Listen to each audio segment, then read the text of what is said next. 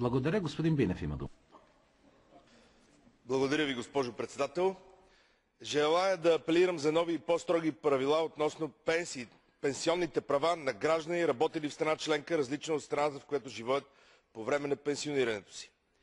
Към мен има многобройни писма от български граждани, работили в чужбина легално, на които впоследствие изплащането на пенсии се бави с месеци. Тези граждани разчитат на тези пенсии, за да покриват ежедневните си минимални нужди.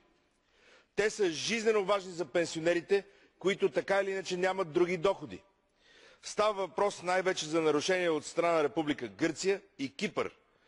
Друг проблем на българските граждани е неправилното изчисляване на осигурителния стаж.